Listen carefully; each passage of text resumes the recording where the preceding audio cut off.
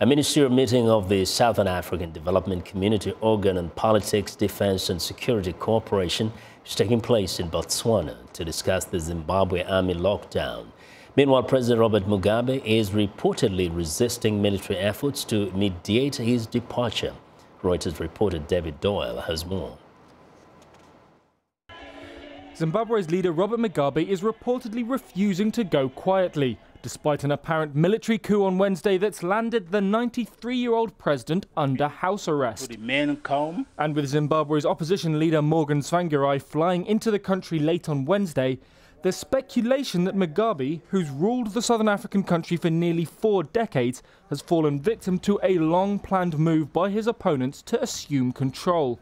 Intelligence reports seen by Reuter suggest that Mugabe's former security chief, Emmerson Mnangagwa, has been mapping out a post-Mugabe vision with the military and opposition for more than a year.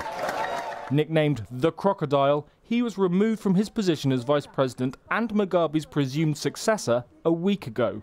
That was seen as clearing a path for Mugabe's wife to succeed him as president, and perhaps fired the starting pistol that saw the armoured vehicles mobilise in Harare. Mugabe and his wife are now confined to their home. A senior political source told Reuters that a Catholic priest is acting as a middleman between Mugabe and the generals, trying to ensure a graceful exit. But the former guerrilla is resisting the mediation, the source said, insisting he can only be removed as president by a party leadership vote.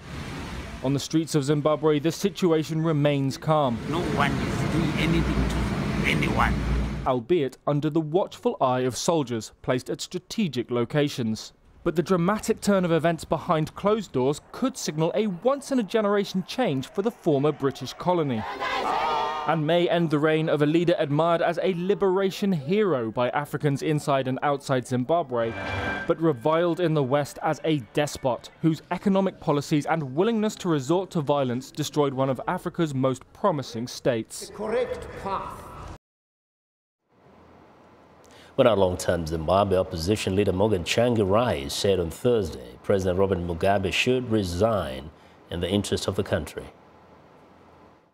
In the interest of the people of Zimbabwe, Mr. Robert Mugabe must resign, step down immediately in line with the national sentiment and expectation, taking full regard of his legacy and contribution to Zimbabwe pre- and post-Zimbabwe.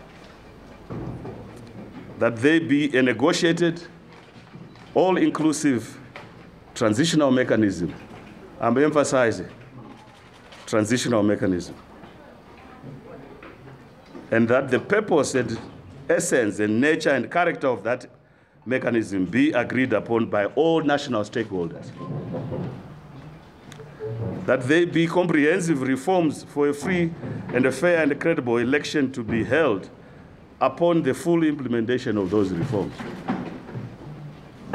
And that there be an agreed post-election framework to guarantee stability, peace, and national prosperity.